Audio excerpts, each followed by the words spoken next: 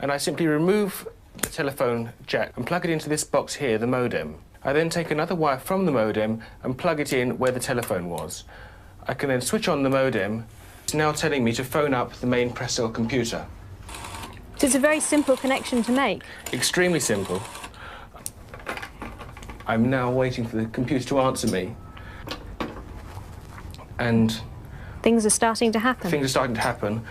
Why did you buy a computer? Well, I was very interested in the new technology and didn't want to be left behind. I don't think it's only for the youngsters at school now. I think us older ones will have to learn a lot about it. What is Internet anyway? Internet is that massive computer network, the one that's becoming really big now. What do you mean? That's big? How does one? What do you write to it like mail? No, a lot of people use it and communicate. I guess they can communicate with NBC writers and producers. Allison, can you explain what Internet is? The world is in financial disarray. Currencies failing, economies in wild flux, jobs being lost. But what if you could build an entirely new economy, one specifically designed for the digital realm? Well, that is the dream behind Bitcoin.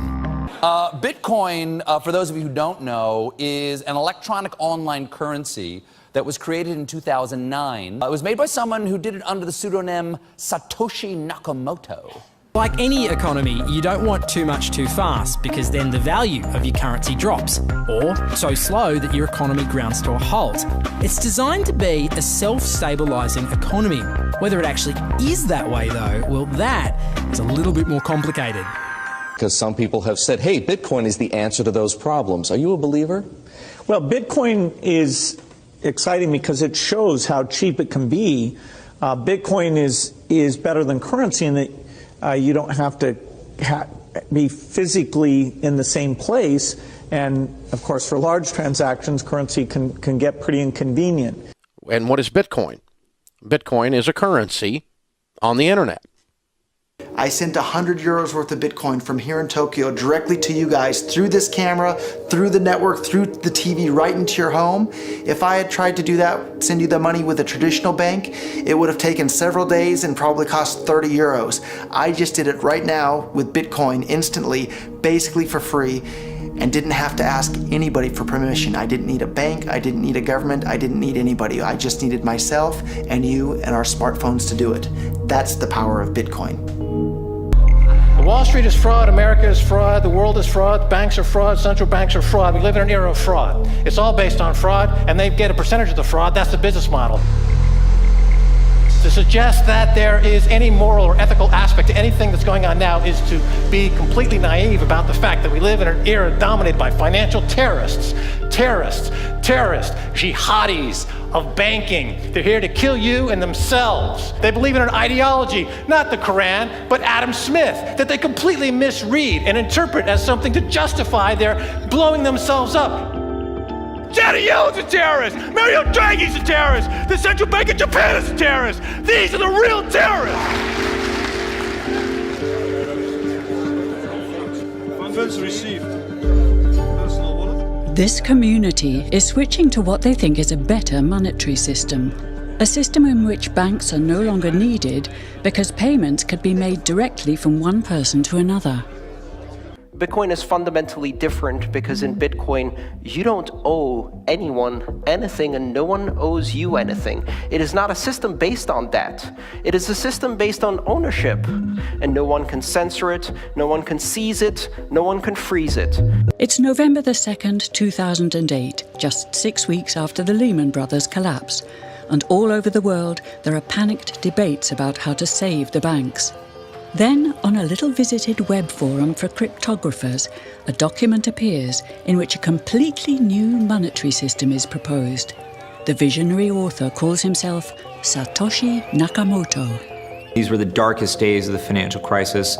So that to me suggests a very clever mind that saw an opportunity, the perfect opportunity to introduce a new radical technology and a new radical approach to money and finance at just the right moment when people would be very open to making this big shift that's required to adopt a new currency. What's exciting for me is like a global economy. Right now we say we have a global economy, but I can't take $1 and give it to you in the Netherlands and then you know what to do with it, right?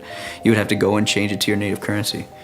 And when you kind of eliminate that step and I can just send you one form of payment and you can send me a product in a matter of seconds, that starts to change things from a global perspective. How could this digital coin invented by this Satoshi Nakamoto become hundreds of times more valuable than the dollar?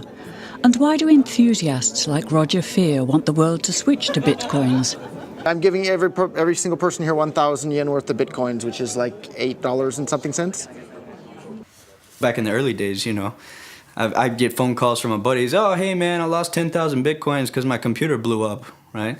Back then, one bitcoin was less than a penny, right? So nobody cared. They lost $10. I don't care, right? And now 10,000 bitcoins, that's $5 million. That's a big deal, right?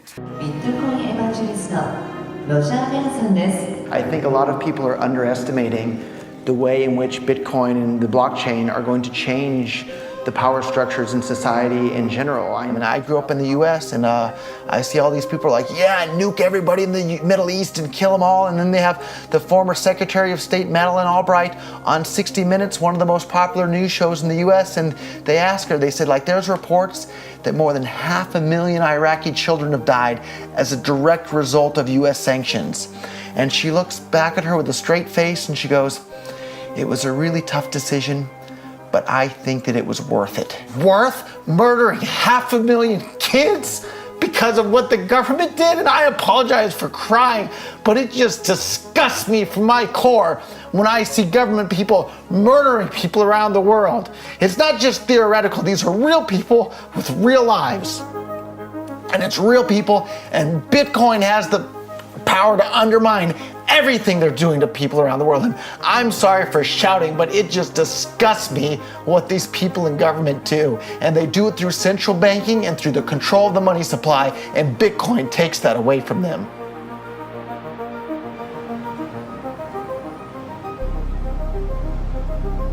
You can buy Bitcoin at the Shell station. Check it out. Good.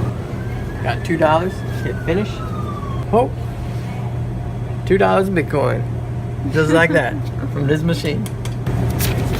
I just turned cash into digital currency. So thinking that it's too late to get involved in Bitcoin is like thinking it's too late to get involved with the internet or too late to get involved with using a cell phone. Like, it's not too late to get involved in Bitcoin. If Bitcoin becomes really popular all over the world, Bitcoins are going to have to be worth at least tens of thousands of dollars a Bitcoin, if not hundreds of thousands of dollars per Bitcoin. So thinking it's too late to get involved with Bitcoin is like thinking it's too late to get involved with using the internet. Of course not. Like, it's ubiquitous in our lives, and Bitcoin's going to become ubiquitous in our lives as well.